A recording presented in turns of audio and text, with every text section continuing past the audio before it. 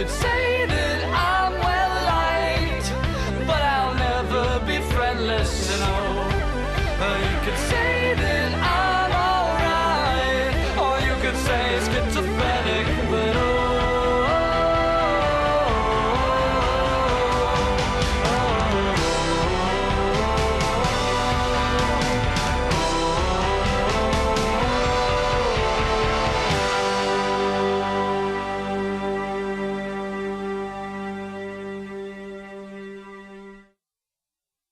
Hello and welcome back. You're listening to WUSC FM and HD1 Columbia.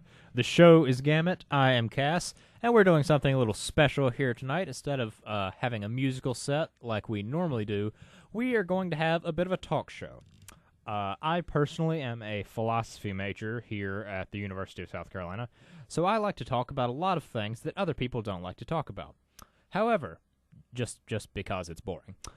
However, in my travels, I have run across the philosophy club here at the university, and part of this philosophy club is a delightful chap by the name of Sam Burgess. He does not actually go here, strangely enough. He just kind of shows up, and we deal with him. That's right. So yes, I have Sam on tonight, and we're just going to talk philosophy. I hope that you'll get something out of it. I will ask occasionally for callers to give us your hot takes on things. We'll talk for a little bit and maybe say what you said on air. But anyway, Sam, how's life tonight? Oh, it's going very well. I'm happy to be here. Yes, this is your first time on radio, is it not? Oh, yes, absolutely. You're clearly very stressed about this. Anyway, so in preparation for this, we developed a little bit of a list with input from the philosophy club here on campus. A list of topics to discuss that may be of interest. So one of the first topics that came up on this list was that of abortion. So let me just read a recent news article from Axios, my news purveyor of choice. It's free, that's why I like them.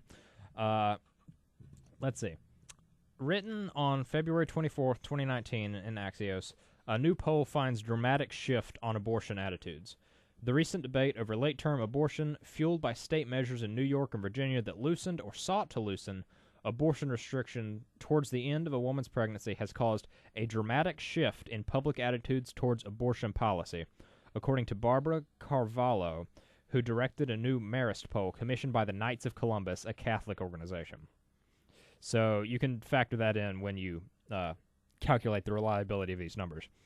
The poll found Americans are now as likely to identify as pro-life, 47%, as they are pro-choice, also 47%.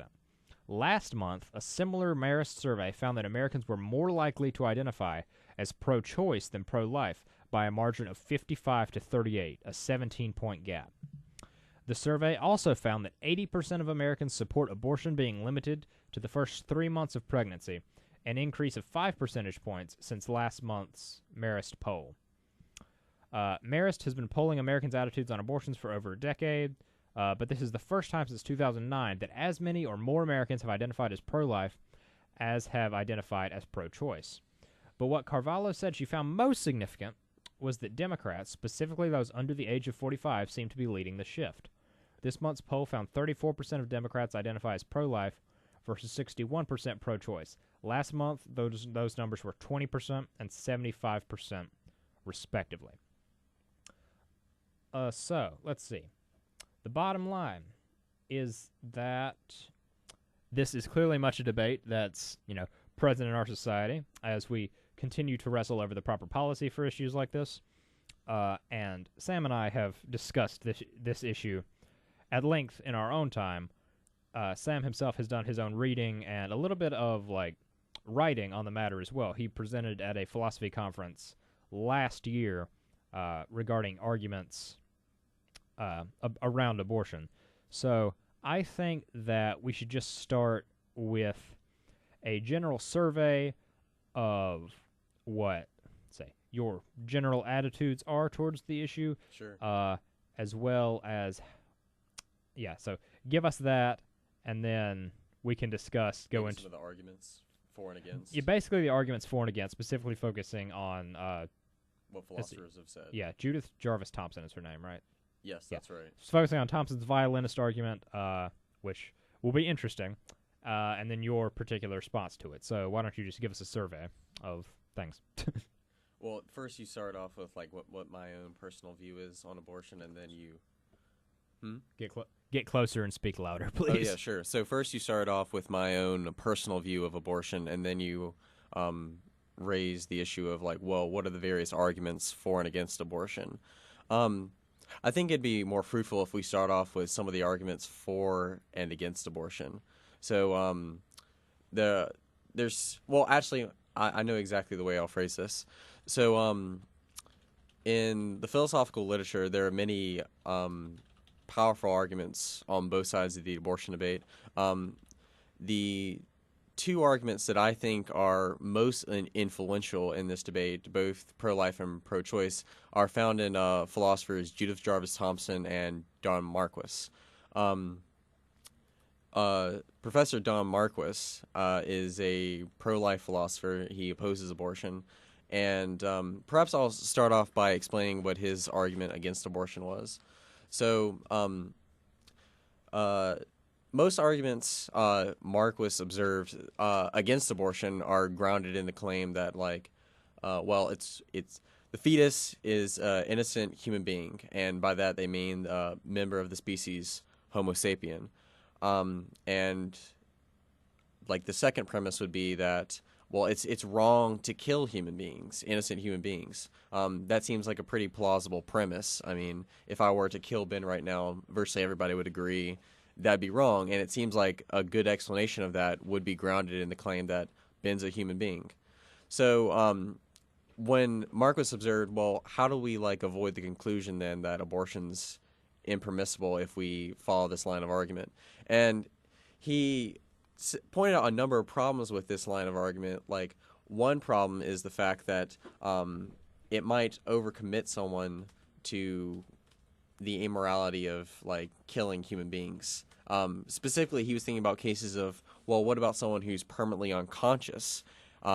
Clearly, they're a human being, but it doesn't seem wrong to kill them because, after all, they'll never regain consciousness again. And so there's a question of, like, can they be harmed in a morally significant way?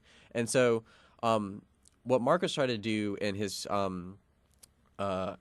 paper, Why Abortion is Immoral, is try to give a account of the wrongness of killing that would apply to human fetuses. And Marquis came to the conclusion that, he started off with the observation, not with the observation, but with the question of like, why is it wrong to kill a human being in general? It can't be the fact that they're just human beings. Yeah. In virtue of what is human life valuable? Exactly. That's exactly the question he was asking. And he said, well, what makes human life valuable is that, or what makes it wrong to end human life is that, in general, it deprives them of a future that they otherwise would have enjoyed.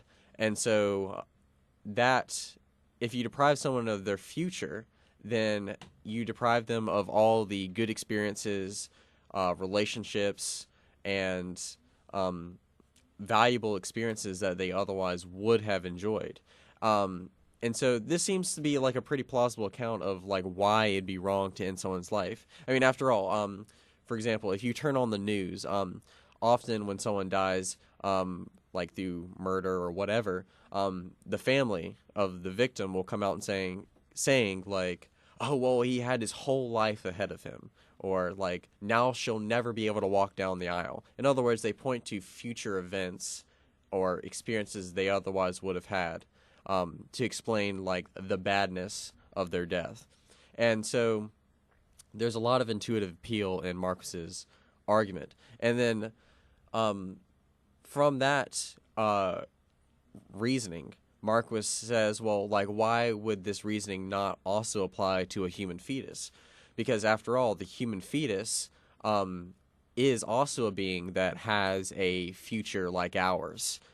If the fetus is not killed, it will enjoy all the experiences that you and I have. And so on this basis, it seems like we have a good argument against the moral permissibility of abortion.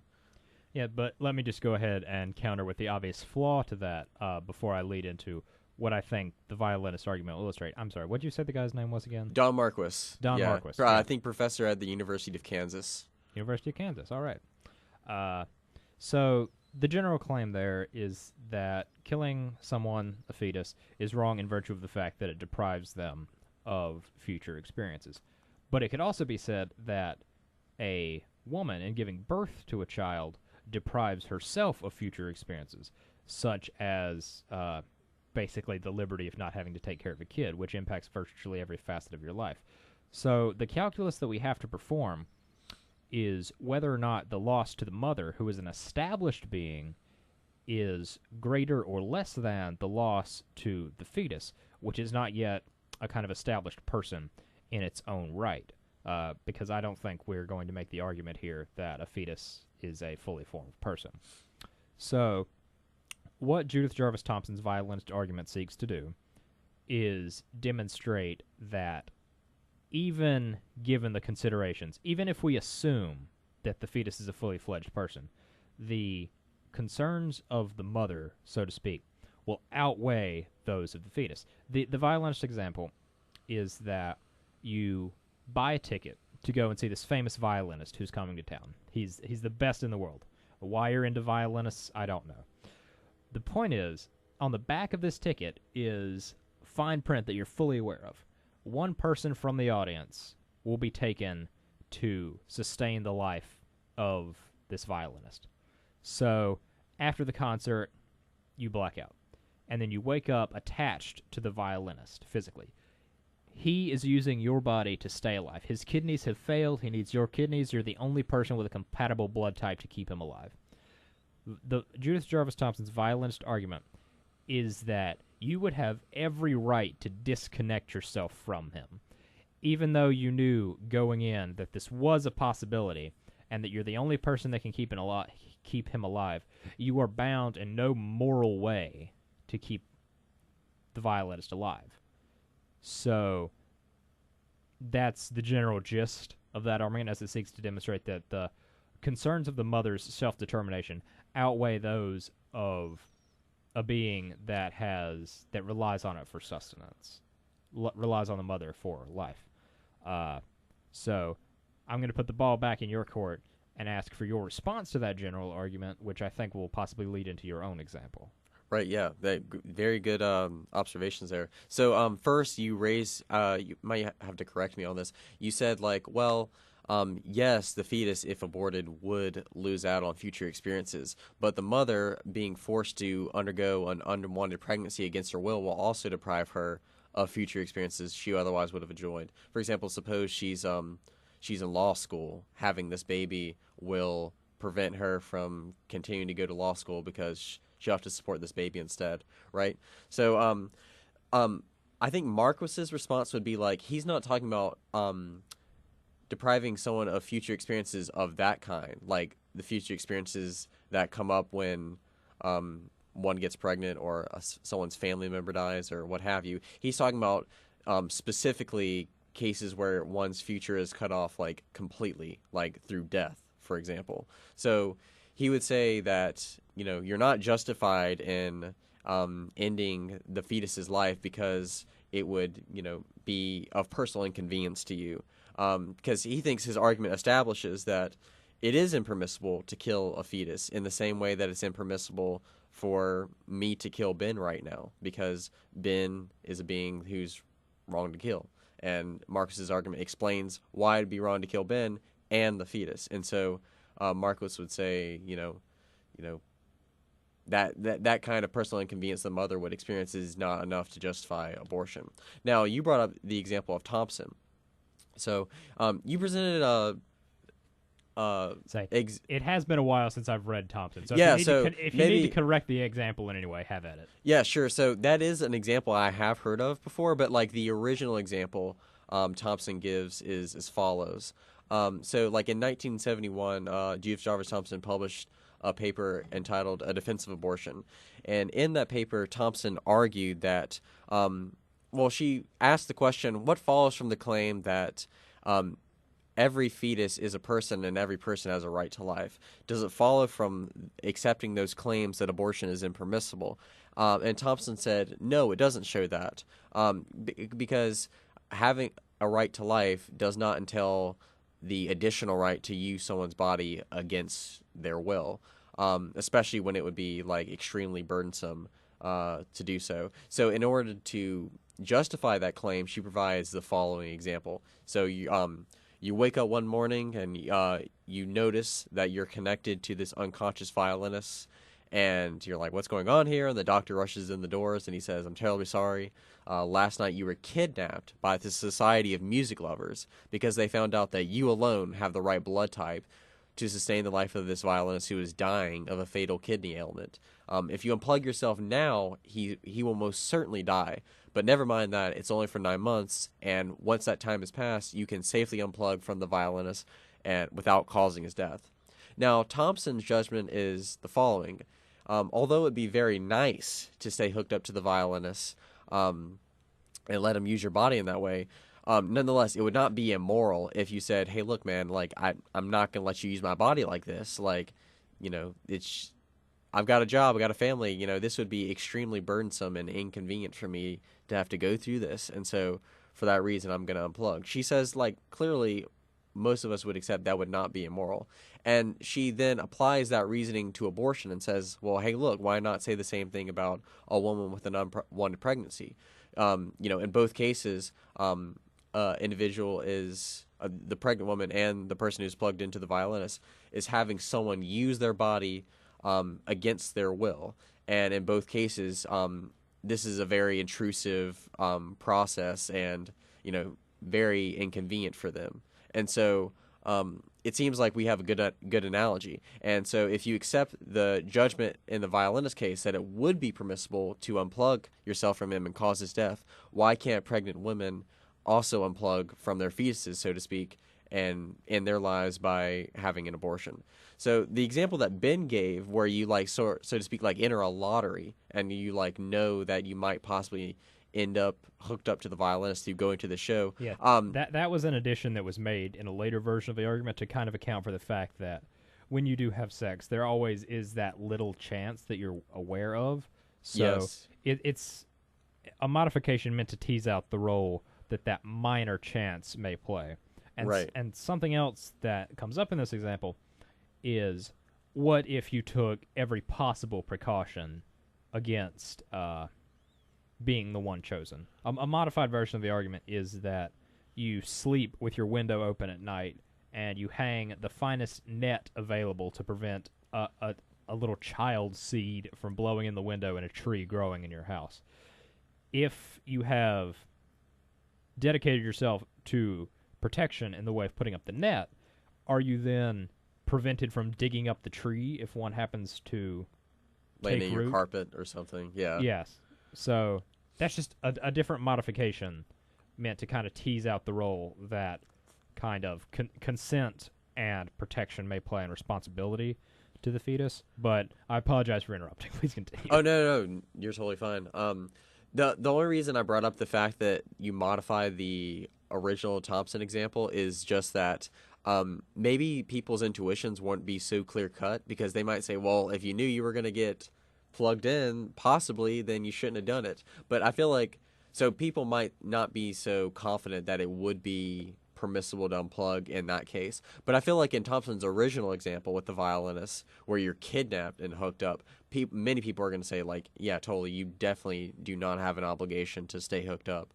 And, you know, you can say, like, you know, it's disanalogous or disanalogous in some way, but, you know, that kind of leads into a whole nother issue. And so the point is, there's debate back and forth, and there's many objections to Thomson's analogy, but like that's been the debate so far ever in the philosophical literature since this argument was put forward, is the mere fact that the fetus has a right to life is not enough to demonstrate that abortion is impermissible. You've also got to respond to the violinist analogy, and that's where the debate's been for the last few decades. Yeah, and what's interesting about kind of your reformulation or reframing of the violinist argument that you presented at the conference last year is that it kind of makes a case for even in the original violinist example Where you're kidnapped. you could still have a moral responsibility to take care of the child. So why don't you present that, and then we can kind of dissect it a little bit. Right. So first, let me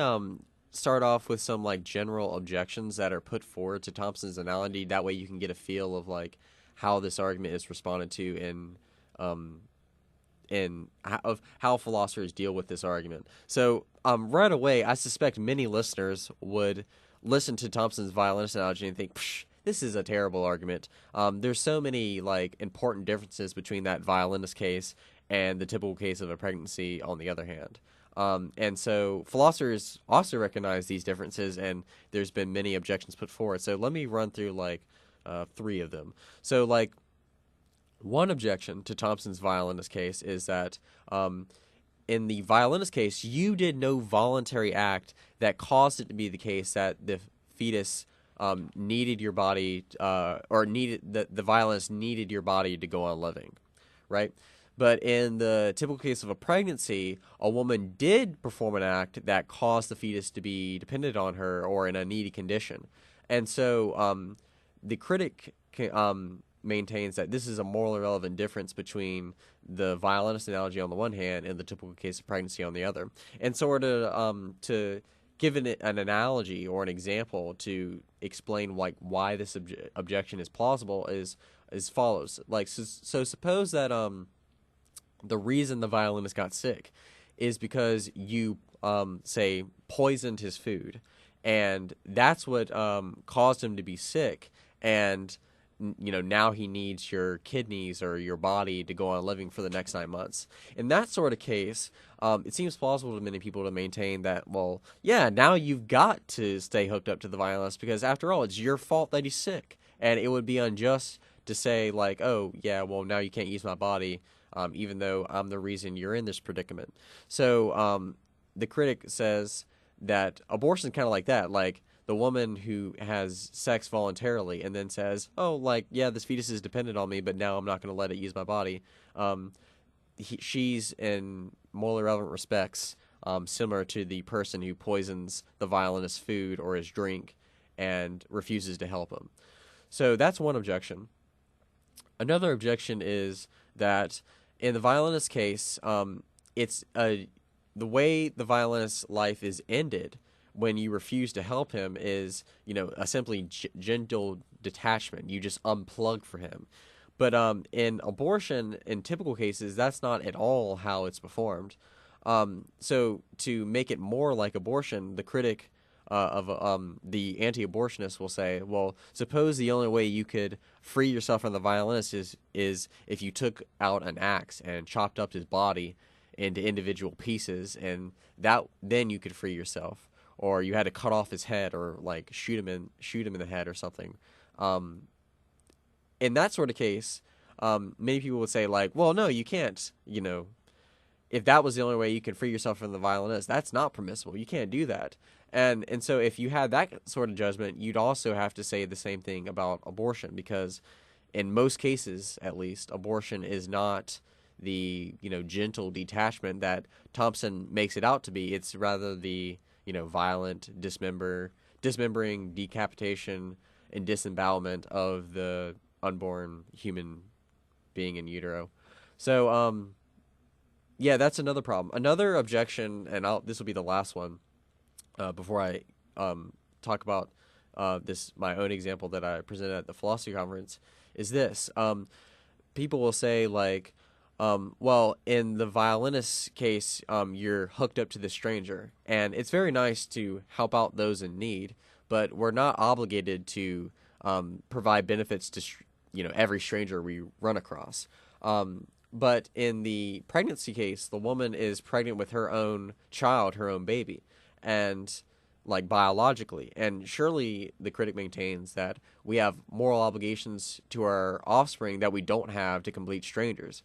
So, for example, the pro-lifer will say, like, this is why we have child support laws, for example. And if you conceive a child and you refuse to pay, the state can go after you and say, like, no, look, you've got to help support this child because you're their father, or you're their parent, and so you've got to help them. And so if the fetus is a person, like the violence argument assumes, it's not obvious that it's permissible to not support your child in utero, because it's, after all, it's your child or it's your offspring, and that's not a similarity that's present in the violence example. And so there's another important disanalogy between the two cases that might cause us to believe that Thomson hasn't really shown that abortion is permissible through this analogy. Now, what I do in my paper at the philosophy conference in Winthrop that was last year is this example is not original to me. I actually got it from someone on YouTube named Known No More, and I sort of developed this example further to respond to Thomson's analogy. So as I explained, most objections to Thomson's analogy are grounded in the claim that, well, there's a morally relevant difference between the two cases, and because there's a morally relevant difference between the two cases, you can't justify abortion. Now, what I do in my paper is I say, well, let's just grant for the sake of argument that Thomson's argument is analogous to a pregnancy and abortion. Does it follow that abortion's impermissible or is permissible then? And my claim is that no, it doesn't follow that it's permissible then, because Thomson's assumption relies on the claim that it's permissible to not let others use your body against your will when it be very burdensome, right? And so basically what I do in my paper is I provide a counterexample to the claim that it's permissible not to let others use your body against, or what I should say is this: I provide a counterexample that illustrates it's not permissible to withdraw life support even if you don't want that person to be using your body. So the kind of case I imagine is as follows. So suppose there's this guy named Jay who's leaning over his balcony. He just finished a phone call regarding a job interview, and his employer has told him that if you want this job, you got to drive over to the workplace right now and sit down for the interview. Now, this job is extremely important to Jay because he's poor, and this job is a promising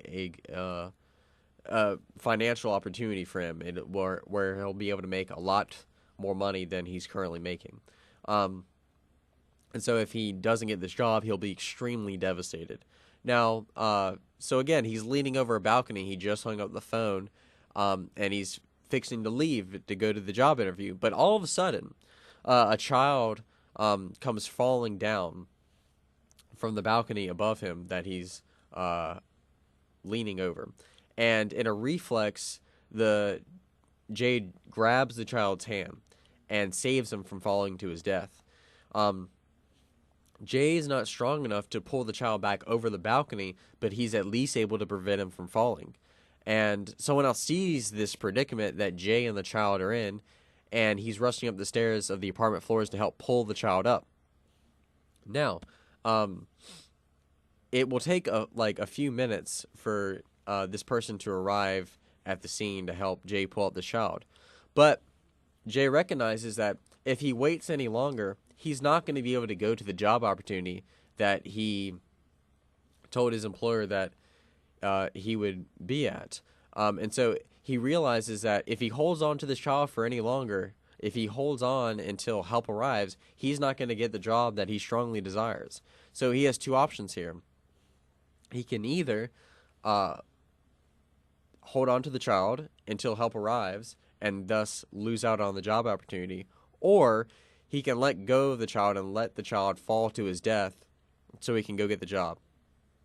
Now, in this sort of case, my intuition and the intuition of others that I've spoken with on this issue is that it would be morally impermissible to let Jay let the child fall to his death, right?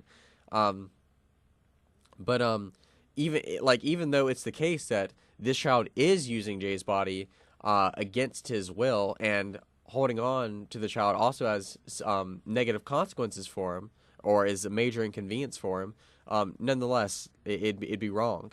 And so, but my example is, well, why not say the same thing about abortion? Like, the pregnant woman is also inconvenienced by letting this fetus use her body, but it doesn't follow from that it'd be permissible for her to have an abortion, because that case, the pregnancy case, and the balcony case that I described in my paper seem morally similar. And that's because in both cases, one person must choose between one of two actions. In both cases, someone's body is being used against their will. And in both cases, someone is, if the provider of assistance allows the person to continue to use their body, it'll have negative consequences for them. So there are many objections to this kind of argument, but that's the kind of reasoning I took in my paper and tried to talk about at this conference. Give you a break for talking for a second, because you've been talking for a very long time. I apologize for that. Part of what makes this kind of reformulation of the violinist argument in terms of the falling child so much more powerful is that I believe the falling child kind of elicites a much more gut response of we have to save this than the violinist. And another kind of relevant distinction is that with the violinist example, it's admitted that you would have to be hooked up to the violinist for 9 months, whereas with the falling child example, you only have to hold the child up until help arrives. What's interesting about that, though, is that it's possible to scale the loss of the job the J would be losing to whatever imaginable loss could be incurred during the 9-month period where you were hooked up to the violinist. Say, just to break things down into monetary terms, which I know is a dangerous thing to do, if you would make... How much do people make in 9 months? Oh, like in terms of Let's just say you have a very nice job and you make $100,000 in 9 months. First off, tell me what job that is, because I want it. Well, I can't remember the name for it, but people who get pregnant and women who get pregnant and surrogates. Surrogates. Yeah, exactly. Yeah. They're typically paid in the U.S. at least, from what I remember, like $30,000 to $40,000. Okay. I think that's a pretty lowball estimate, if I'm being honest, because I remember looking that up back when you presented, and I recall it being distinctly higher than that. It might be. Yeah, but the beauty is that you can scale it to whatever loss of income or experience a woman would experience in the 9 months of being pregnant. So that is a way that allows for the kind of analogy between the falling child example and the violinist example to hold up.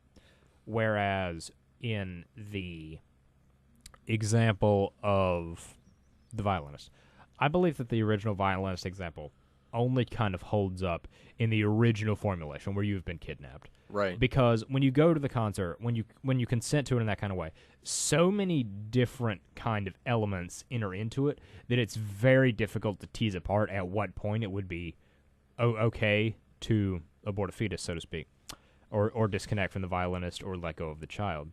Something that runs through all of these arguments, though, and it's a premise that both you and Judith, Jarvis, Thomson grant, is that the fetus is treated as a fully formed child.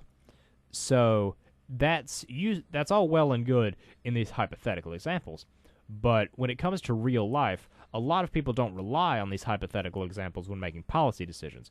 They rely on what the fetus can be shown to do, what rights it has as a person.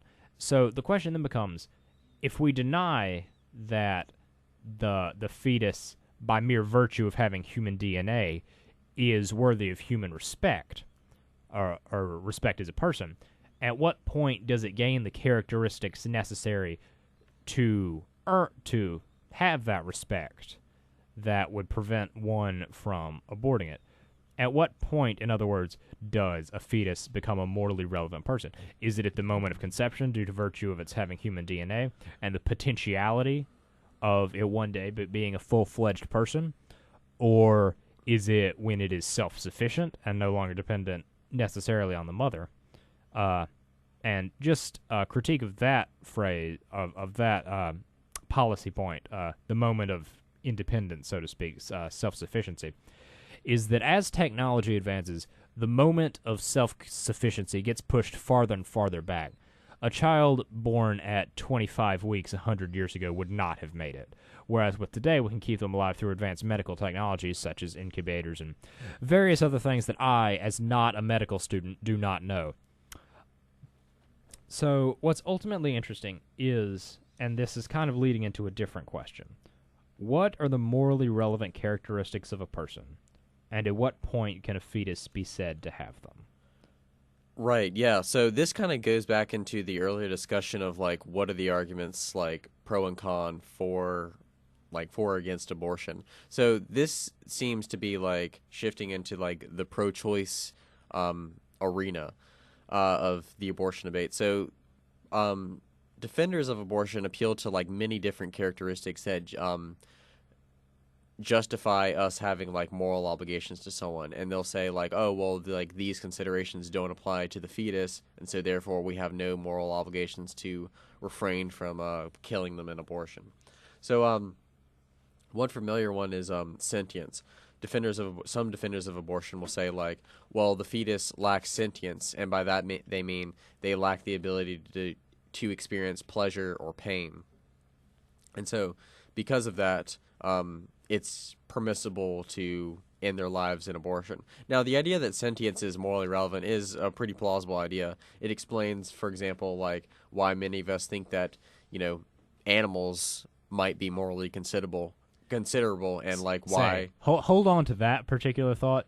Finish the abortion thought, but as far as sentience and animal ethics goes, that's what we'll be discussing after our next break, so to speak. Sure. So, but, yeah. like, it can explain, like, for example, like, the sentience account of moral obligations can explain, like, why it'd be wrong to, like, torture animals for fun. So, again, there's some merit to that kind of argument, at least on the face of it. Another, like, argument defenders of abortion will use is, well, it's not sentience per se, but it's self-awareness that grants a being the right not to be killed, for example. So they'll say, what makes it wrong to kill a self-aware being? And they'll say, specifically, I'm thinking about Michael Tooley now in his paper in the 1970s. He said, well, what makes it wrong to kill someone is that they're self-aware. And why is being self-aware important? And he would reply, well, a being that's self-aware can desire to go on living. It can have plans for the future. It can, be invested in its future and, have hopes and expectations. And death is the frustration of all those desires and plans that they had. And so self-aware beings have those kinds of characteristics that explain the wrongness of harming them. And it seems plausible that, like, that's in general a good way to explain, like, why it'd be wrong to end someone's life. And they'll say, well, the fetus is a being that doesn't have self-awareness. It doesn't have hopes, desires, ambitions for the future. And so for that reason, there's no good objection to ending its life, and therefore abortion would be permissible. There are many other pro-choice arguments, but those two are pretty popular arguments in defense of abortion. Yes. Right. Yes. So, unfortunately, we are running up against the 30-minute time slot. So, I say that you give us some final thoughts on this question of abortion, as though we're going to solve it here.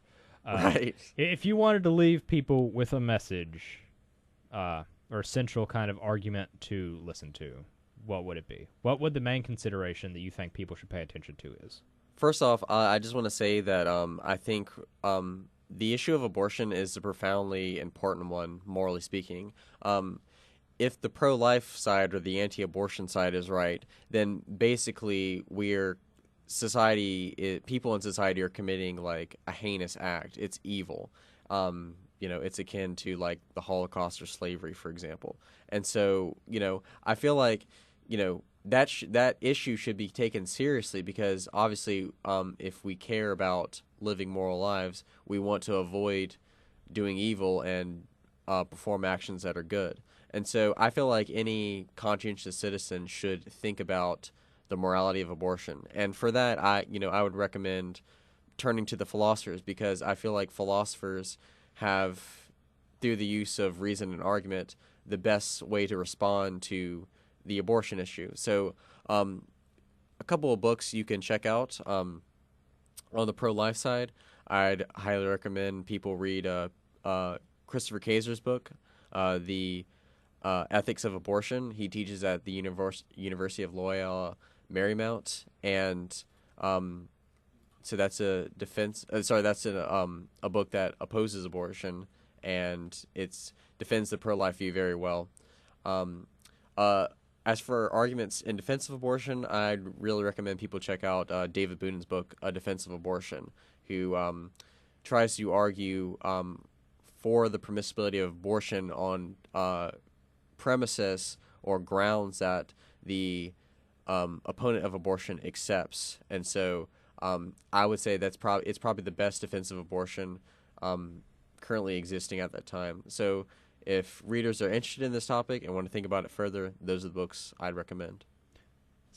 The central message that I would leave is one that you touched on at the very beginning, that these are issues that are worthy of our deep thought and honest consideration.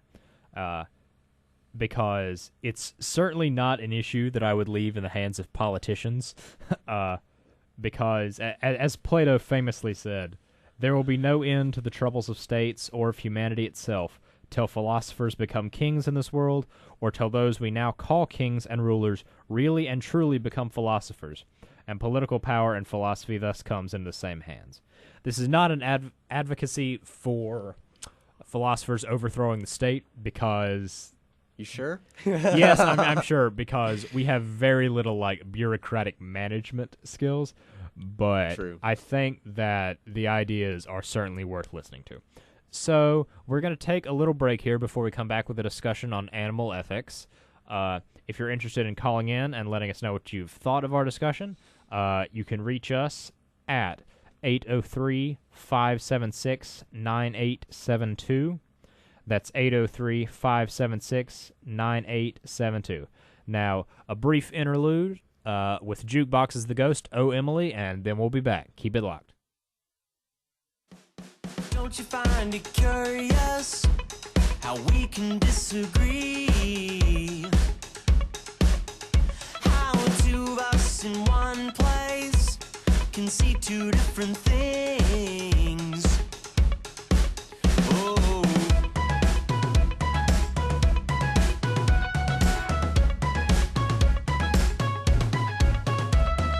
Don't you find it strange how we never coincide? Out of such a massive heartbreak, neither of us survived. Oh, spring turns into summer, turns to fall. Oh, you've changed, but I don't change at all. Oh, fall turns into winter, turns to spring. Oh, you've changed, but I don't change a thing. Oh, Emily, you're a funny girl, and I didn't mean to break your heart, but I'm lost in love with everyone, and so now's as good as any as a place to start.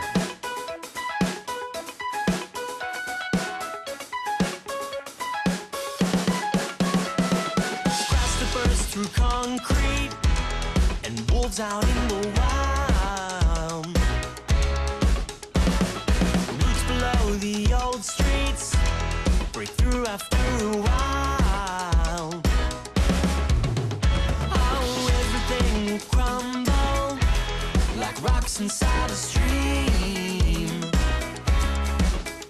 But will we ever find out what's buried under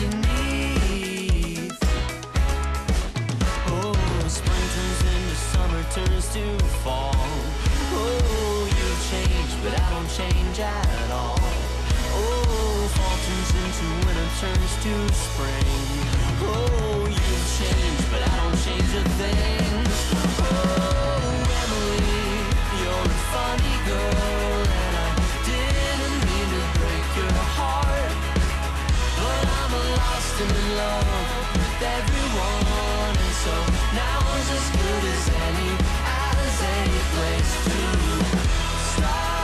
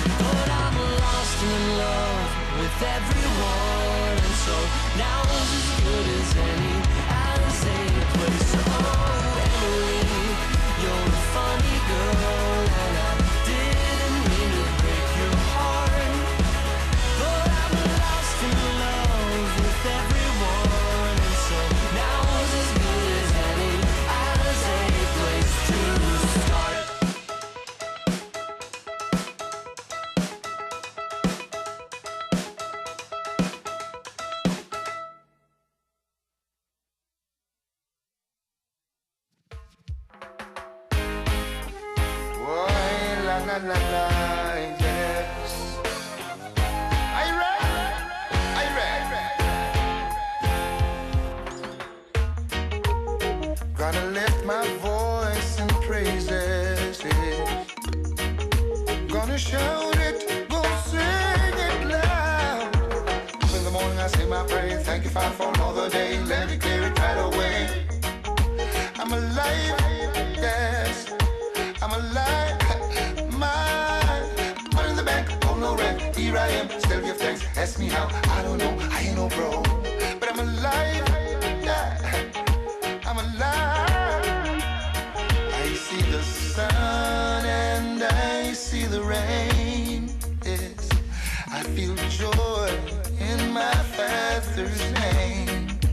A tear might fall every now and then. I still give thanks to the full extent. Yes, now up in the morning I say my prayer. Thank you Father for another day. Let it clear it right away. I'm alive, yes, I'm alive, man. I'm in the back, hold no rank, but here I am, still give thanks. Ask me how, I don't know, I ain't no pro, but I'm alive, yes, I'm alive. I can walk without fear or doubt, yeah. Go to sleep with little to worry about. I do know there's danger everywhere, yeah. So I pray, dear Father, always be near. Up in the morning I say my prayer, thank you Father for another day. Let me declare it right away. I'm alive, yeah, I'm alive. My money in the bank, hold no rank, but here I am, still give thanks. Ask me how, I don't know, I ain't no pro, but I'm alive.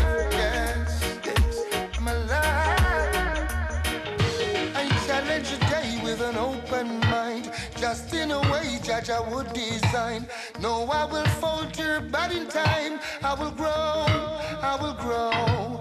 Can't be too old to be taught, can even learn something from the youth. Give a little nod if you know the truth. Hey, hey. In the morning I say my prayer, thank you Father for another day. Let it clear it right away. I'm alive, yes, I'm alive, man. Money in the bank, oh no rank, but here I am, still give thanks. Ask me how, I don't know, I ain't no pro, but I'm alive, yes, yeah, I'm alive, yeah, I'm alive.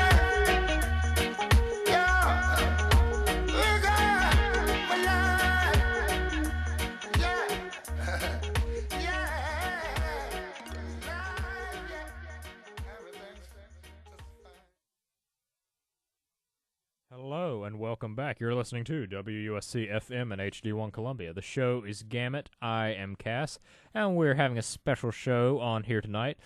We have, I was about to call you Sam Harris. Sam Harris. Please do not compare me to him. I will not bring up Sam Harris. Do not worry. We have Sam Burgess, a philosophy student from Midwest Technical College here, one of my personal friends. We just spent the last hour generally talking about the ethics around abortion, and no one called in and told me what they thought, so I'm just going to assume that we were right about everything. Now, let's see. Sam, let me tell you all a secret. Sam is a vegan. Exposed. And I know that your minds are all leaping to horrible stereotypes. But honestly, he's not that bad. Otherwise, I wouldn't have him on. So, we are going to talk a little bit about animal ethics, something that he is very passionate about, and I appreciate. So, just to begin with a little bit of a news story. This is a fairly old news story dating from October 29th, 2013. The USDA plan to speed up poultry processing lines could increase the risk of bird abuse. Nearly 1 million chickens and turkeys are unintentionally boiled alive each year in U.S. slaughterhouses, often because fast-moving lines fail to kill the birds before they are dropped into scalding water, Agricultural Department records show. Now, the USDA is finalizing a proposal that would allow poultry companies to accelerate their processing lines with the aim of removing pathogens from the food supply and making plants more efficient. But that would also make the problem of inhumane treatment worse, according to government inspectors and experts in poultry slaughter. USD inspectors assigned to the plants say much of the cruel treatment they witness is tied to the rapid pace at which employees work, flipping live birds upside down and shackling their legs. If the birds are not properly secured, they might elude the automated blade and remain alive when they enter the scalder. Over the past 5 years, an annual average of 825,000 chickens and 18,000 turkeys died this way, USDA public reports show, representing less than 1% of the total processed. Government inspectors assigned to the plants document these kills, which are easily spotted because the bird's skin becomes discolored. The proposal being finalized to the USDA would revamp inspections in poultry plants and increase the maximum line speed to 175 birds per minute from 140 in chicken plants, and to 55 per minute from 45 in turkey plants.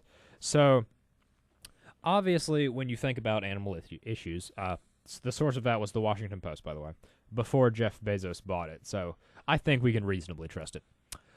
One of the largest concerns around animal ethics has to do with the practices of factory farming, which wind up not very good, basically.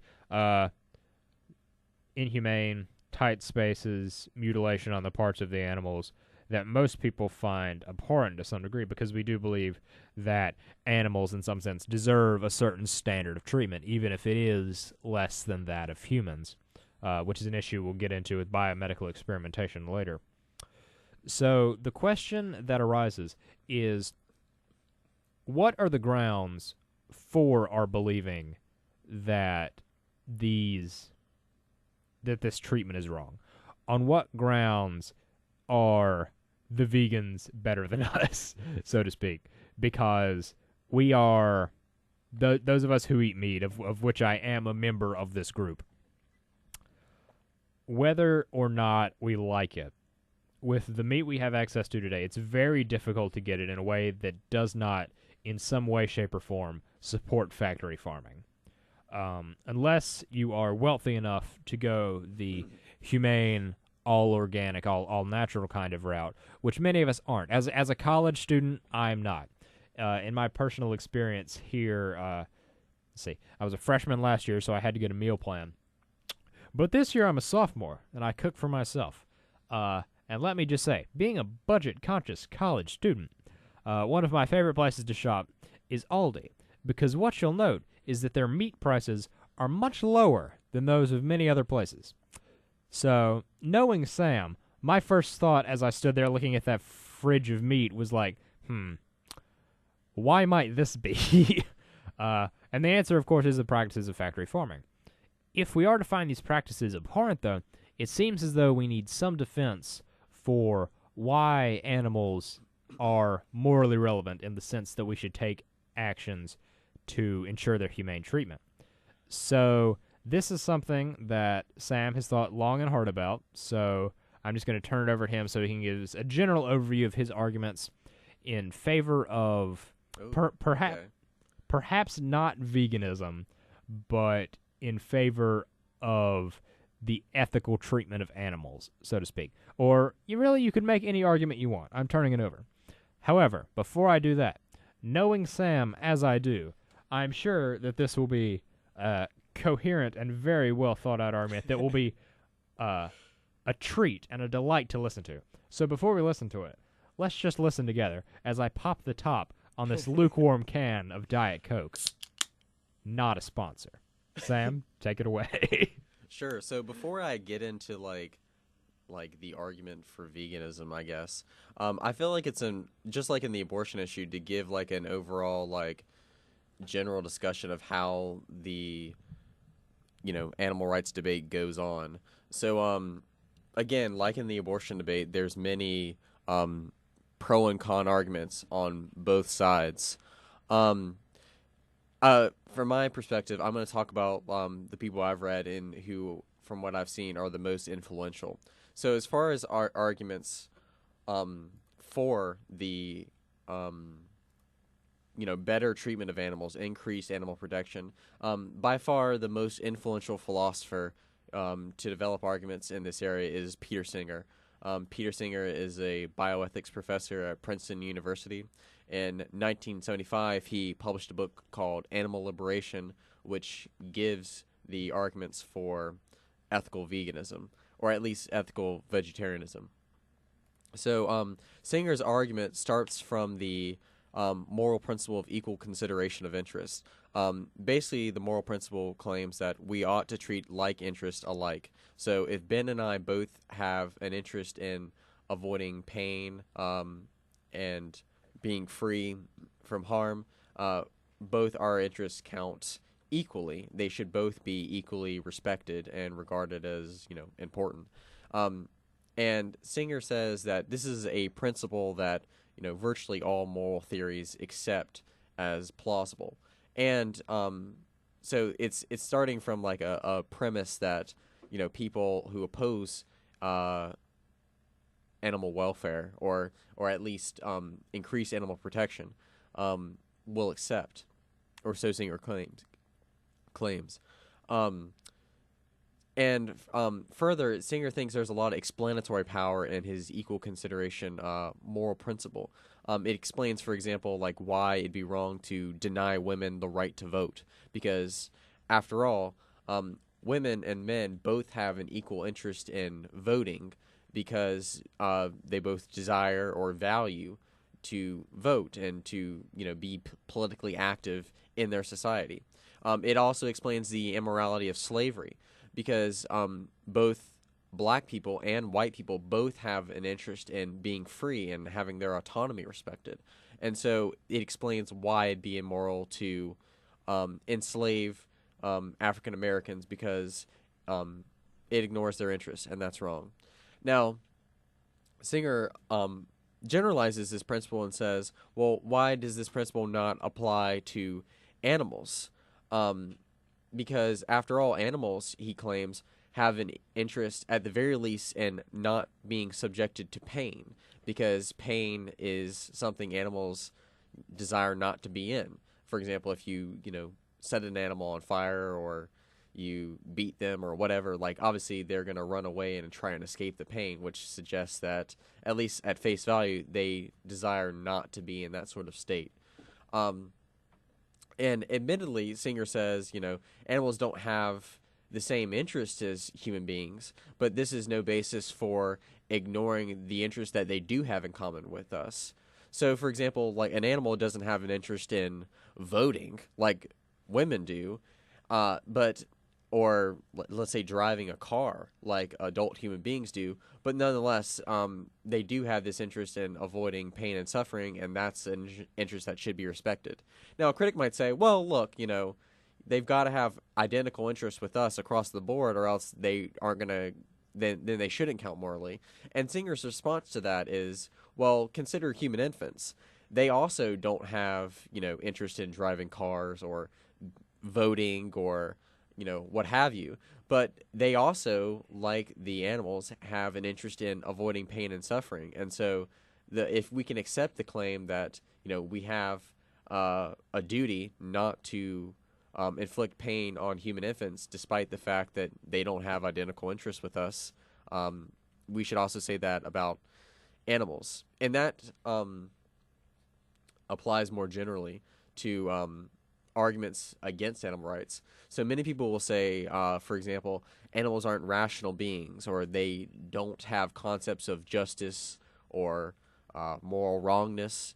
And so because of they lack these characteristics, we therefore have no moral obligations to them.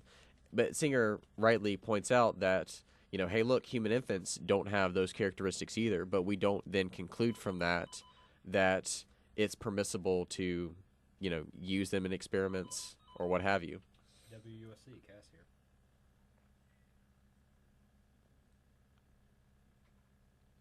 We have a caller on the line? Yes, we have a caller on the line. Oh, exciting. Give me 1 second. Great. We'll turn it over to music. We'll talk to you, and then we'll be back. So here is the Better Oblivion Community Center with Service Road.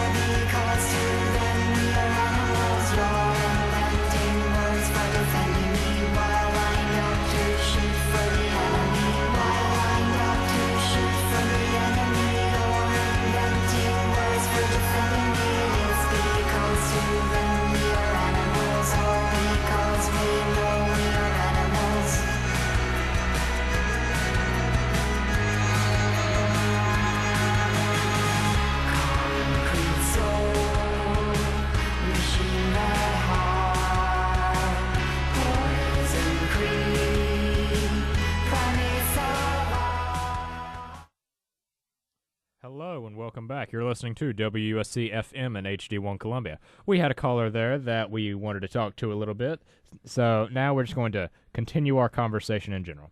The question is, in virtue of what are animals morally relevant?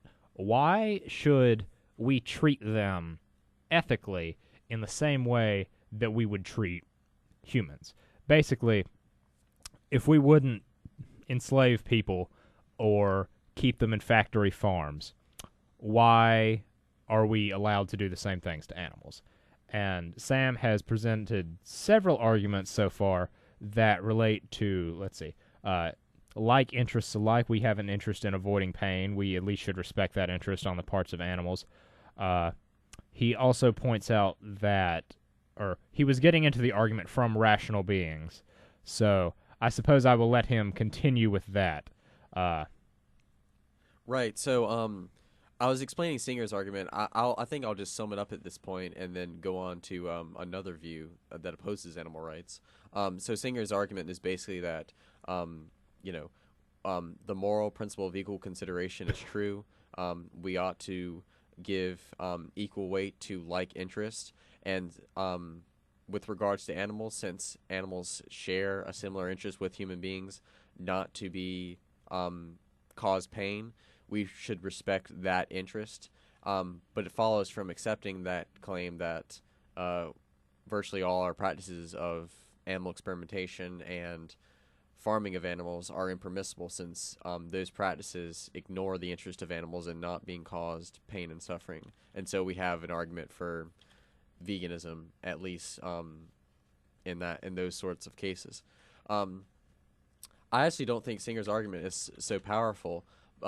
I can get into reasons about that later, but there's another view on the opposing side of the animal rights debate, and it comes from philosopher Peter Carruthers, who teaches at the University of Maryland.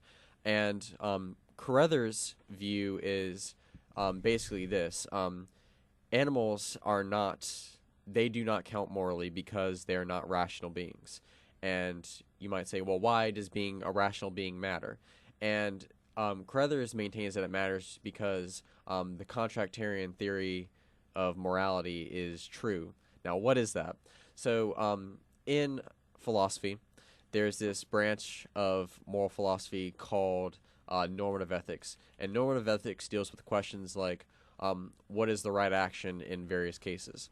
And Carruthers thinks it's this theory that, well, the right action is the ones that would be agreed upon by people choosing moral principles behind a veil of ignorance.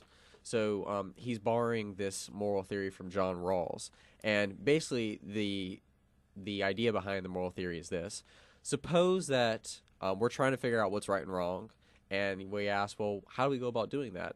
And we say, well, imagine that you had to choose the moral principles that were going to govern society from behind a veil of ignorance.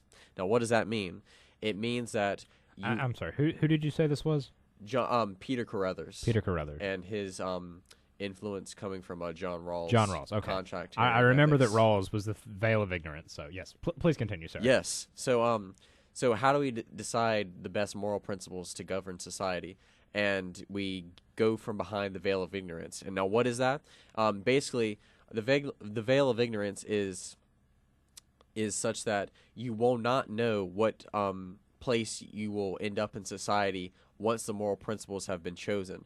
So you won't know if in this society you'll be black, you'll be white, whether you'll be rich, you'll be poor, you'll be a man or a woman.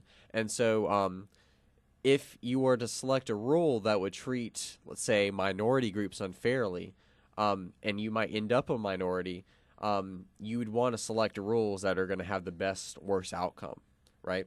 So you would not select a rule, for example, that said, well, it's permissible to slave African Americans because of their skin color, because after all, you might end up as a black person in this society, and so you would not select that kind of rule. So the idea is that we're going to select the rules that are going to treat everybody fairly, and those are what's going to give us the right answers when it comes to thinking about morality. Now, obviously, the people behind that's the basic idea behind contractarian moral theory, very broadly construed.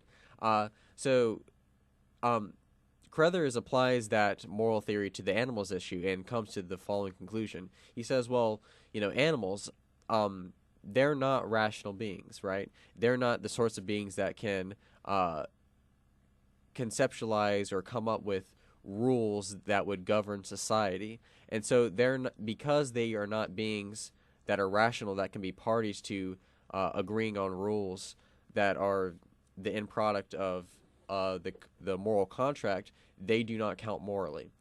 And so for that reason, it's permissible to use animals for food, for experimentation, and so on and so forth. Now, a lot of people, when they hear this kind of argument, they'll say, like, okay, so Carruthers says animals aren't rational, therefore they don't count morally. But, like, doesn't that seem like too strong of a conclusion, or does that not lead to absurd conclusions? Because after all, some ways of treating animals clearly seem to be wrong. Like, if I were to pour gasoline on a cat, light it on fire for fun, like, that seems wrong, even if they're not rational beings. And so Carruthers acknowledges this, and he says, well, we can accept that animal cruelty is wrong without also having to accept the judgment that animals have moral status, or that we have direct duties to them not to harm them, for example. He says, rather, we have indirect duties towards animals, not to be cruel to them or whatever. So these indirect duties can explain the wrongness of, like, being cruel to animals, and his view does not entail, like, the absurd conclusion that we may treat animals in whatever way we please. So what's a direct duty and what's an indirect duty? So a direct duty is a duty grounded in the characteristics that a being has. So we have this duty to them because of who they are. For example, I have a duty not to kill Ben because of who Ben is. He's thinking, feeling creature. I just realized you've been saying my actual name instead of my DJ name this entire time. My bad. You're breaking the illusion, Sam. But or a college student generally. Like, I have a duty not to harm them because of who they are. They're sentient, they are human, whatever. They're self-aware. Those are reasons not to harm them. But it's not grounded in an indirect duty, like there are side effects to killing them that explain why it would be wrong, independent of, like, what characteristics they have. So that was a direct duty. What's an indirect duty? A direct duty is a duty that's not grounded in that being or thing, but some third thing. So, for example, take the Mona Lisa. If I were to walk into the museum where the Mona Lisa is housed, The Louvre. Huh? The Louvre. Right. And suppose I took it down and completely destroyed it. I think virtually everybody would agree that would be wrong. That'd be very wrong. But, like, why would it be wrong? What's the explanation?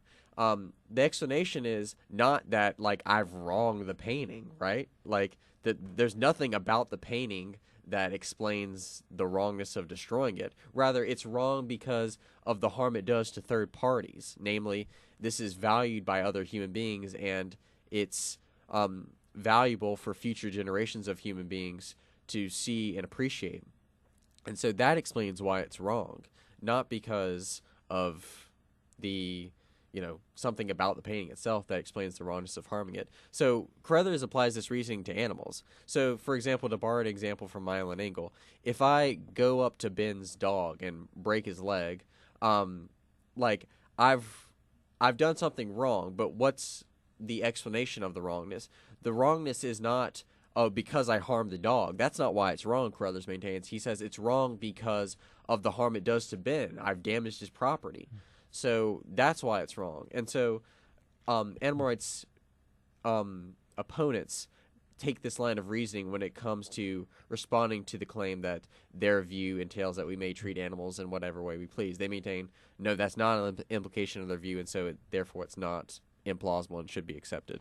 Yeah. I will also note that Carruthers carries this issue a little bit farther in his book, The Animals Issue, which Sam was kind enough to loan me over, Christmas break, was it? Yes. Yeah, over Christmas break, where when one breaks the dog's legs or sets fire to the cat, not to get into my opinions on cats or anything,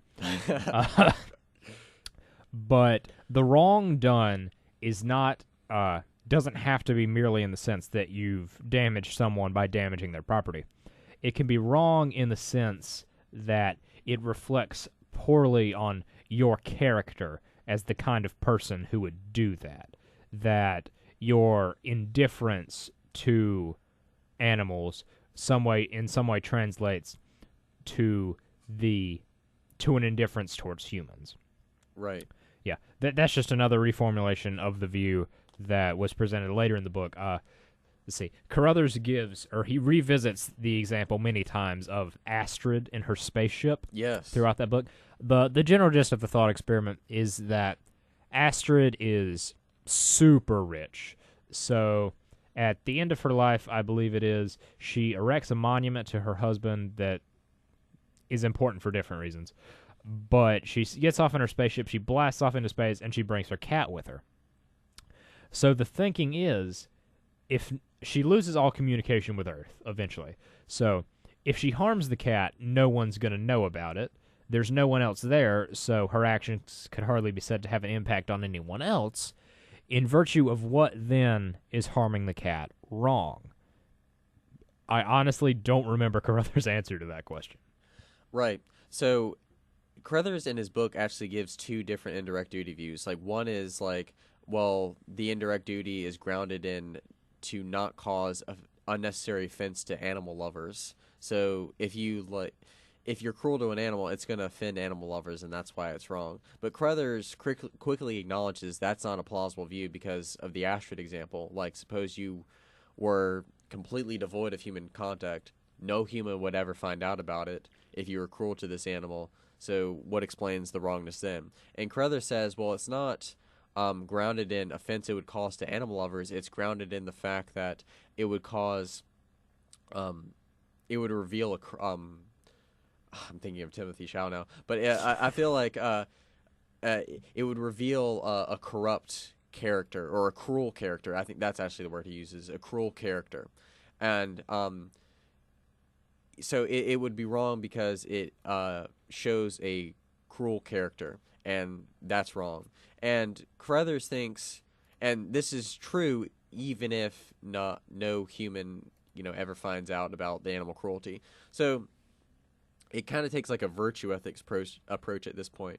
And Carruthers shows like more generally that this is a plausible way to account for why certain actions would be wrong. And so he doesn't give this example in his book from what I remember, but he does give this in a paper that he published online. And so he shows that in general, we can judge acts to be wrong in virtue of the cruel character it shows in the agent. So he imagined a case called Lazy Jane. So suppose there's this lady named Jane.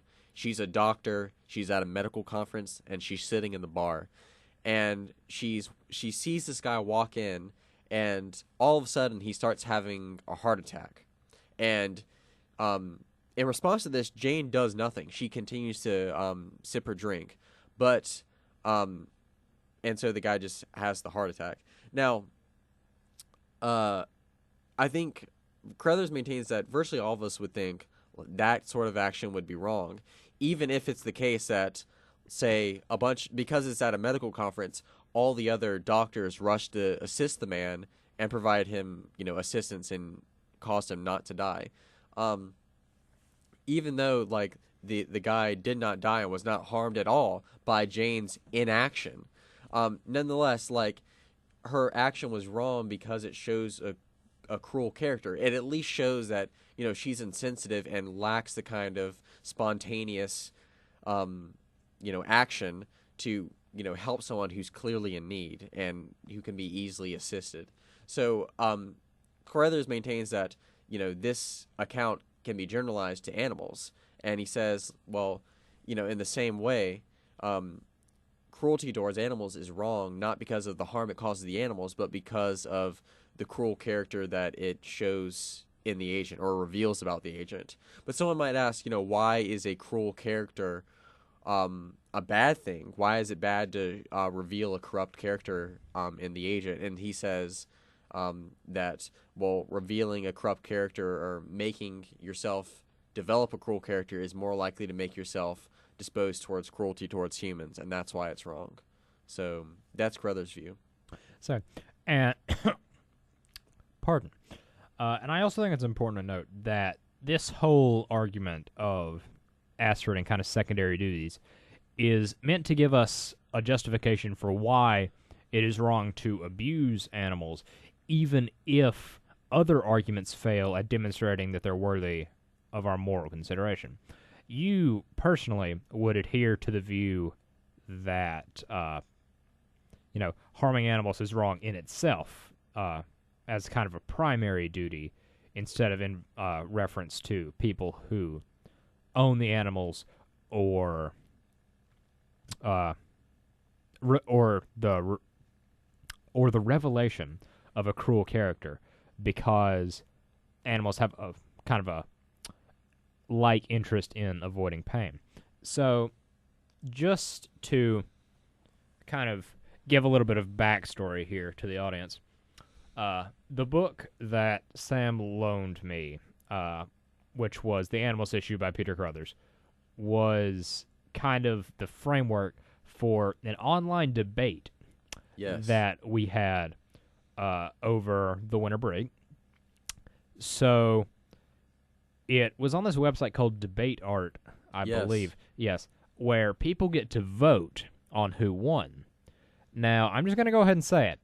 Sam won, but he only won because one person voted, and he had no idea what I was talking about. That is my official position. I'm sure that Sam will disagree. We can go again. Anyway, the general track of my argument was that the rationality argument that you mentioned earlier. Yes. That animals lack rationality in the kind of meaningful way that would be required for an action against them to be considered morally wrong. So the first argument I made was that animals lack any concept of what is good and what is bad.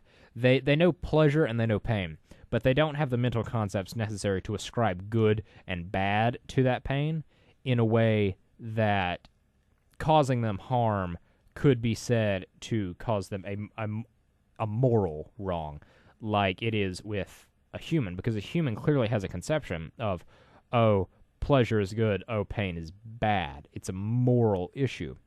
And one of the most potent responses to that is that, well, we would also find it wrong to harm humans that don't have these conceptions of good and bad, much in the same way that animals do. These are the infamous marginal cases, such as people in vegetative states, the severely cognitively disabled, infants, etc. So we would have to give some account for how those humans fit within our criteria of rationality without also bringing the animals in. Otherwise, we would just kind of throw the baby out with the bathwater. And my attempt at doing that was to claim that humans are beings, the mere being of which implies that you have the capacity to be rational and cognize good and bad. Basically, if you're a human, you come preloaded with the ability to know these things, regardless of whether or not you actively express it. So, whereas animals could never develop that capacity, and therefore, well, eventually, maybe, after millions of years of evolution, but would not do so in their lifetime in a way that infants or the disabled could be considered meaningful, like we could with humans. So, your response to this, if I recall correctly... Perhaps I could give my own, I don't actually remember your response, because I remember thinking, this is a side note, as I posted this last response, the way the debate was set up was Sam went first, and then it was me, and then it was him, and then it was me, and then it was him, and then it was me, and that was that. So Lincoln Douglas style, yeah. So as I was posting, my middle thing, and he had one response left, I saw the most glaring flaw in my argument that thankfully he did not pick up on. Otherwise, he could have just torn me a new one on the internet for everyone there to see. So I don't actually remember what your response was, because I remember thinking, wow, this other response would have been so much better. Yeah. I'm sorry. But yes, please give us I could actually pull it up while you're talking, but please give us a review of what your general response to that was. So Ben's argument from that debate, from what I remember, was this. It was in response to the marginal cases objection to the rationality view of moral status. So the argument Ben gave was well, humans count morally because they're rational. And I said, well, there's some humans who are not rational, but we still think they count morally. For example, infants. And he said, well, infants can still be considered rational because they have the genetically encoded capacity to act rationally in virtue of being a member of a species whose generic adult members are rational. Okay. Honestly, that is almost verbatim what I said. Yeah. So, yes. So, astounding memory on your part. yeah. So, and like an example of this would be like if we're talking about like a table. I'm borrowing this from my friend Stephen Puryear, who teaches at NC State University. He's a philosophy professor there. If we're talking about tables, we might say it's in their nature to be stable, but there are some tables because of their being poorly made, they will not have the property of stability.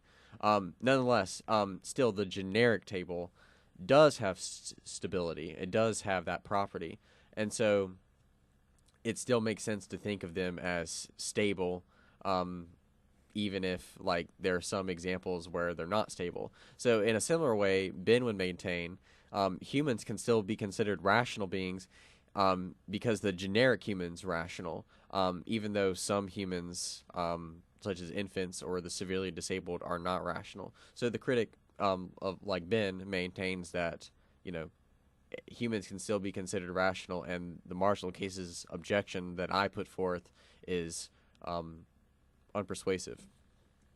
Now, my response to this was like, Ben is basically saying we should treat individuals based on what's generic for their group, not on their special and unique qualities.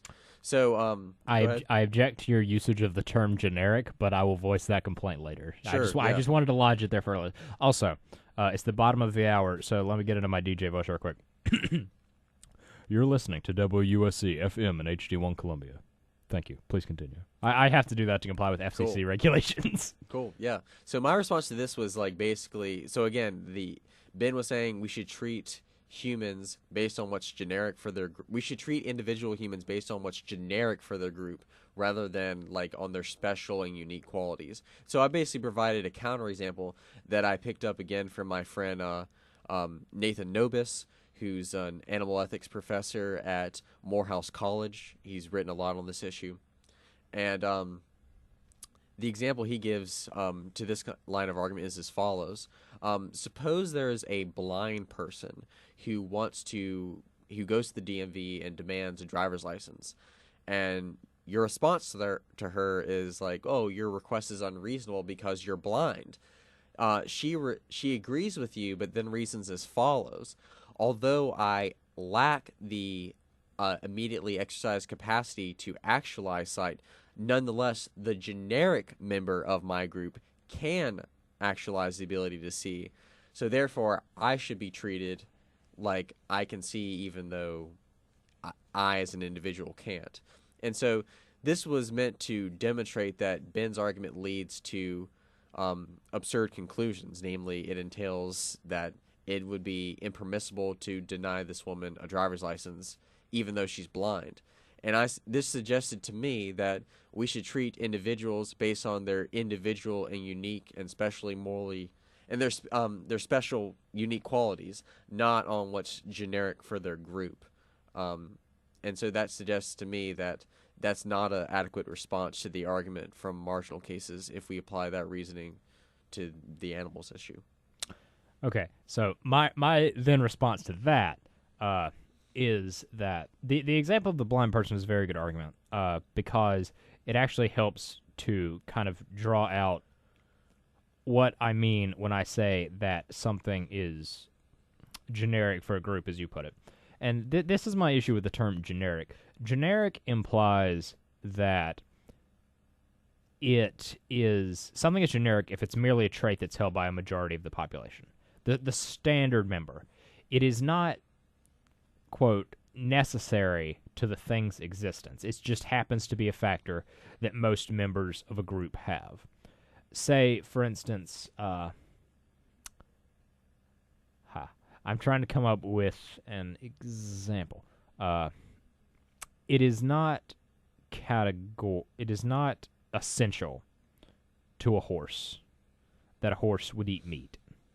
But horses do eat meat. If you give horses the option to eat meat, they will eat the meat. But it would not then follow... Okay, you know what? That's a bad example, so I'm just going to ignore it and just go back to my general argument. I object to the usage of the term generic because it implies that something that a majority of a group has is necessary to that group. What I instead say is that something like reason is not generic in a group, but essential to the group. It is the categorical characteristic of the group. It is the thing that if you took it away from the group, it would no longer be the group itself. So the example I used, which is a much better example, and I have it right in front of me, in the debate, was the example of the apple. You can take a lot of characteristics away from the apple and have it still be an apple. You have red, yellow, green, number of seeds, Granny Smith, Gala, Fuji, etc. But they're all still apples. So that would be akin to blindness, deafness, age, etc. They're all still people. They would all still be people, just as all the apples would still be apples. But if you take away the aspect of fruitness, if you take away the aspect of fruitness, an apple is no longer an apple. If you take away the aspect of reason, of cognition, then a human is no longer a human.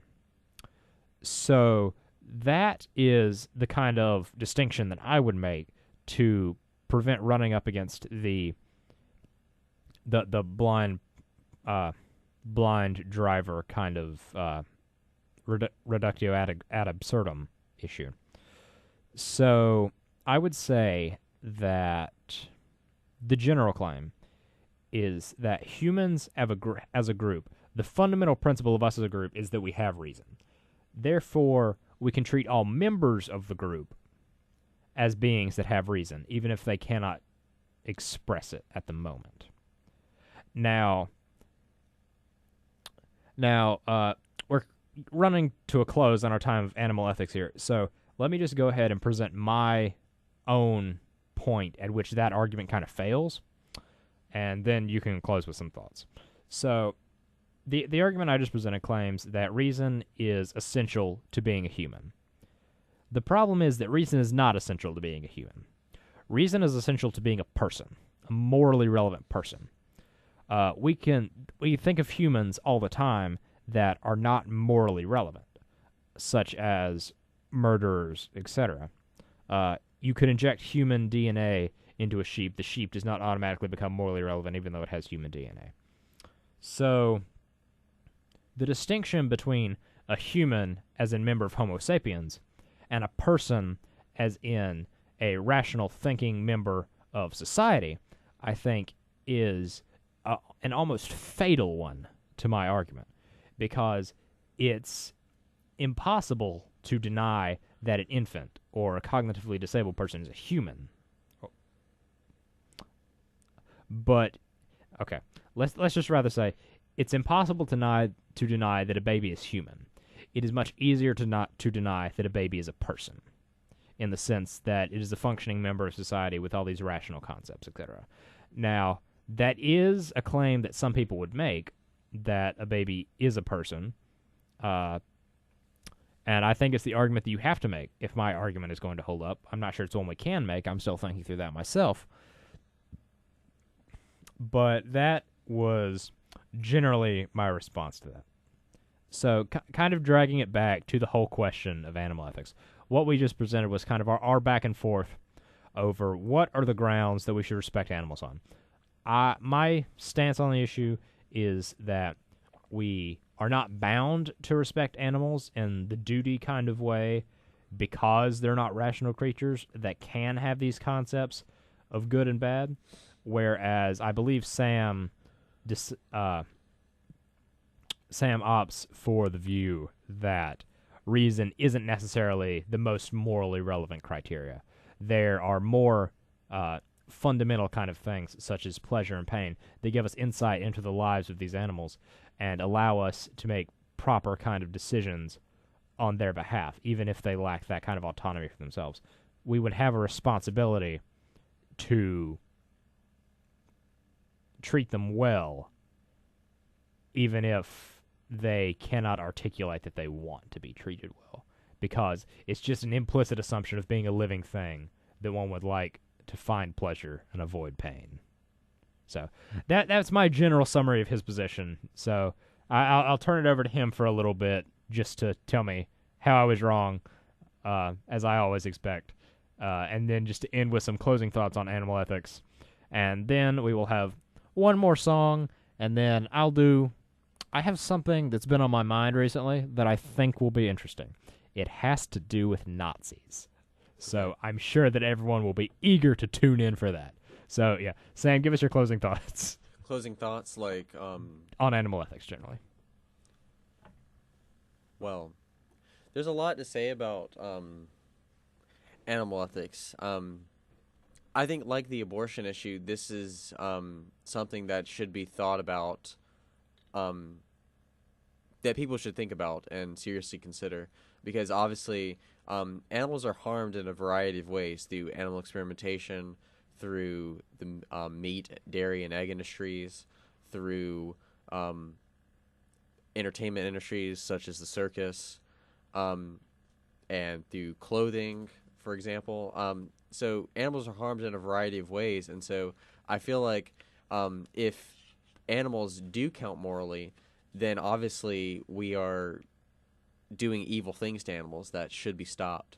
And so, again, if we want to avoid doing that which is evil and do that which is good, we should think seriously about how we ought to treat animals as to avoid doing what's evil. I think, like, I would just close by saying that there's a variety of important and influential thinkers in the animal ethics literature, and as far as arguments for animals being counting morally, and veganism, coming as a result of accepting that view. I would say I'd recommend two different philosophers for this. First would be David DeGrazia and his book Taking Animals Seriously. I think he's a philosopher at George Washington University.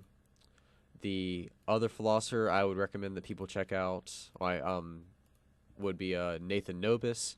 Again, he's a professor at Morehouse College. He's written a lot in the area of animal ethics. Not any books. Well, one book, Animals and Ethics 101, but he has a variety of important papers in animal rights that have been very influential. As far as people on the opposing side, I'd say by far the most influential is Peter Carruthers in his book, The Animals Issue, published by Cambridge University Press. I'd recommend people read that book.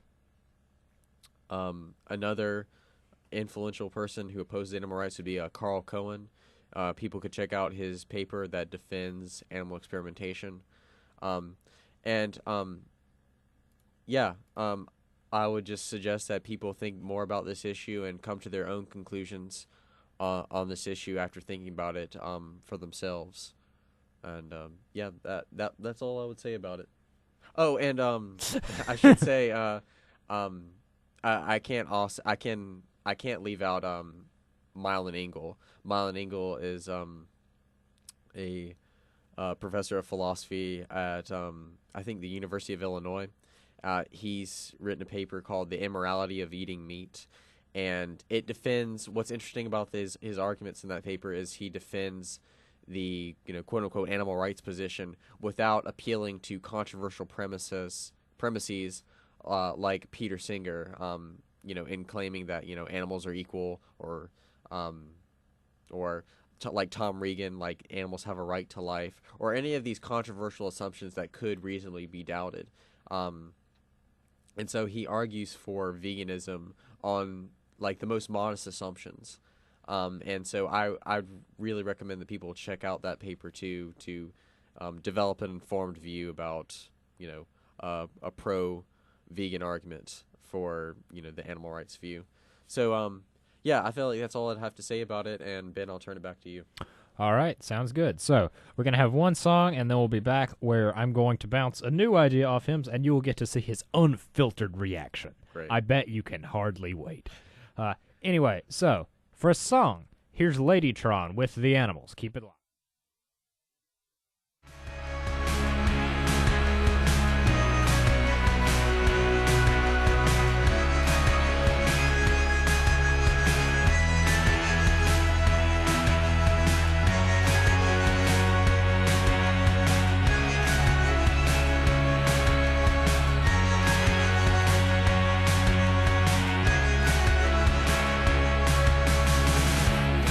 There's no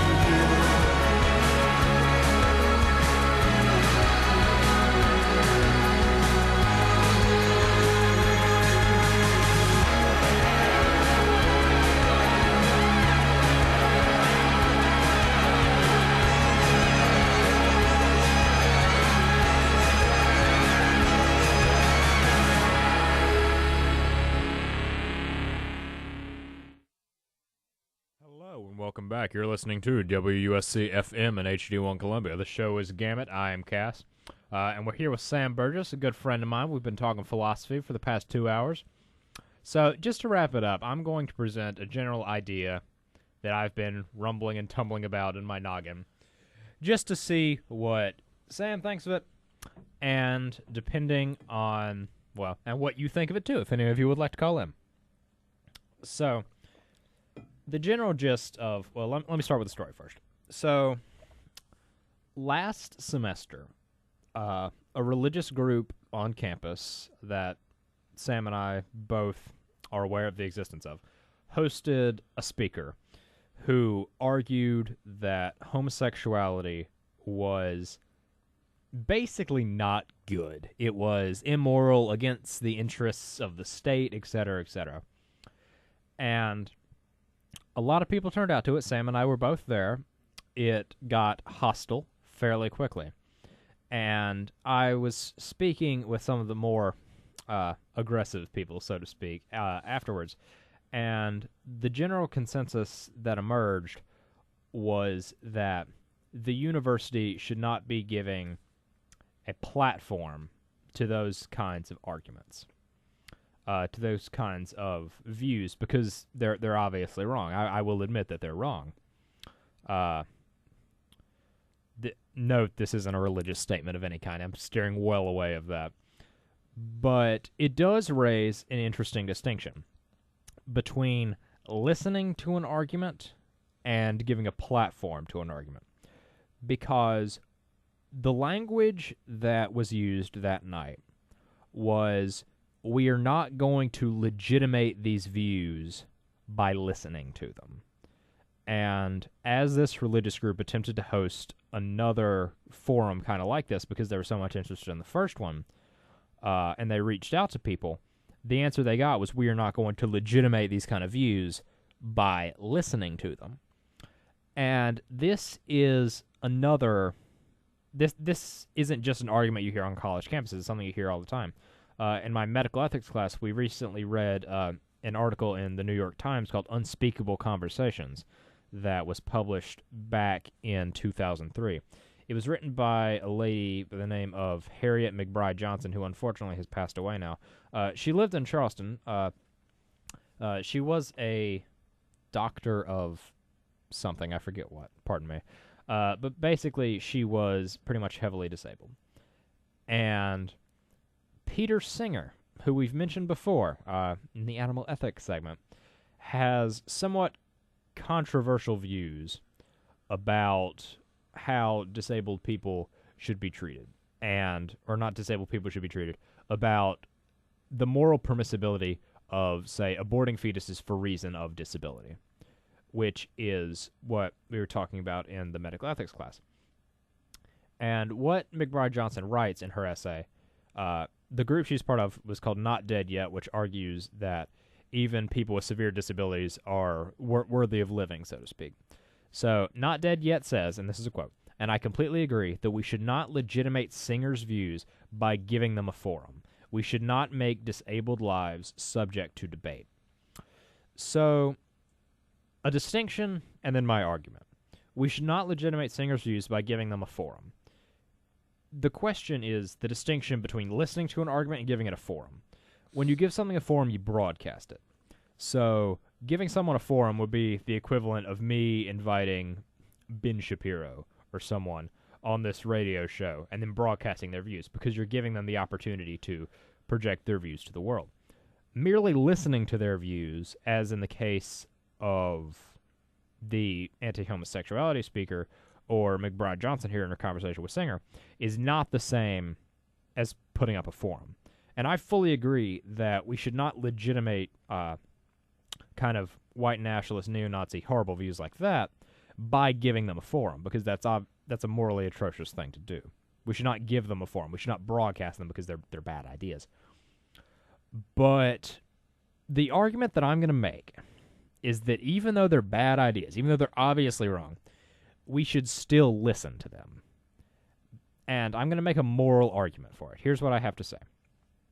So, say you're at a neo-Nazi rally or something,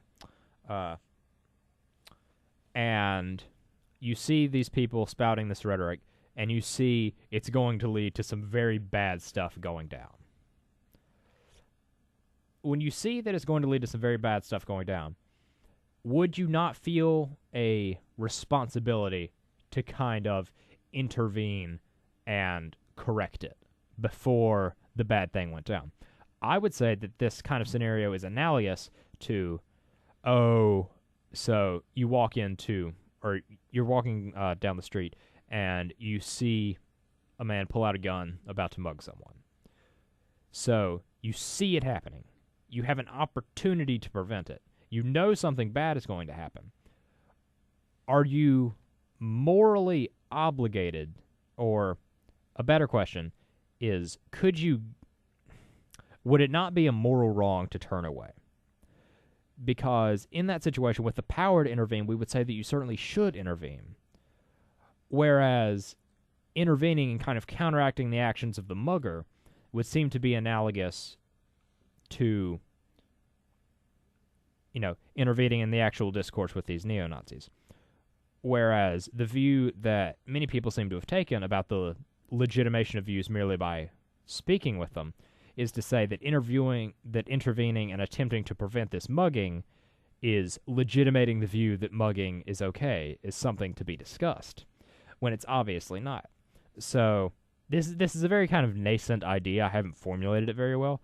The general idea is that there's an analogy between seeing something bad go down, and intervening is analogous to seeing someone spouting some bad, horrendous rhetoric and then intervening in that before it could manifest into something more horrendous. Because to ignore the rhetoric because it legitimates the views would be the same as ignoring the mugging because it legitimates the idea that mugging is something that's up for debate as being okay. That's very rough. That's just a kind of an idea I'm going to spit out there, that we have a moral obligation to stop bad ideas before they're able to spread and manifest into something worse. That's the general gist of it. So, what do you think? Right. So, I'm not sure if the mugging analogy is exactly is similar in morally relevant respects to, let's say, a white nationalist speaking on like whatever they're speaking on, and it having possible bad consequences as a result of the speaking going on and a lot of people hearing it. For like one thing, like in the mugging case that you described, at least as I understood it, the victim will necessarily be harmed, or the person that's about to be mugged will necessarily be harmed because, the person's pulling a gun out on them or whatever. But at least in the white nationalist case, where someone is just speaking and presenting their ideas, there's only like a possible circumstance in which someone might be harmed as a result of that rhetoric. So I feel like that's a relevant difference.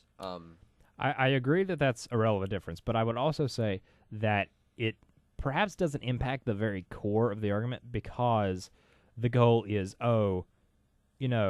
with people like McBride Johnson and at the anti-homosexuality conversation, even if the rhetoric would not lead to something bad, they believed it would. They believed it would lead to something bad. And I think in the case of neo-Nazis, there perhaps is an argument to be made that it would lead to something bad. But it doesn't matter whether or not it would actually lead to something bad, merely that the person feels as though it will, I would say. That they feel the onus upon themselves, which is just be my response to that. Now, unfortunately, we don't have a lot of time to kind of back and forth on specific rebuttals to that. So, what are there any other kind of like glaring issues that are leaping out at you? Another thing is, like, it's not clear to me that, like, the response to, like, hearing a person speak on, like, let's say white nationalist or neo-Nazi views, it's not clear to me that the response to them engaging in this rhetoric would be to listen to them and then respond with a counter argument. It seems more like the argument you put forth would be more so an argument to justify what Antifa does, which is what which is when people like actually go down and literally shut down people from speaking, like tackle them, hit them, punch them, or whatever. Actually engage in violence. It wouldn't seem to justify listening to them and providing a response. I agree. That's a caveat that certainly needs to be included in there. That the response to this immoral, the response to the rhetoric that would lead to an immoral action must not itself be immoral. Basically, if you see someone speaking in a way that you believe will lead to something horrendous, you cannot do something horrendous to counteract it. You should respond civilly, which maybe lies outside of this particular realm of argument, but I think that is a distinction that could be made to kind of resolve that issue. Right. Anything else, or? No, I don't think there's No? anything else to add. All right, so a big round of applause from me for having Sam Burgess. I still want to call you Sam Harris. For having Sam Burgess on tonight, so. Glad to be here. Yes. A good conversation all around. I thoroughly enjoyed it. Now, as is tradition here on Gamut, we're going to end with a song by Jukebox the Ghost entitled Adulthood. So, to everyone on a journey out there tonight, be it on the roads or through a book or any other difficult situation, fair winds and following seas, and try to take the advice of this song and just stay young.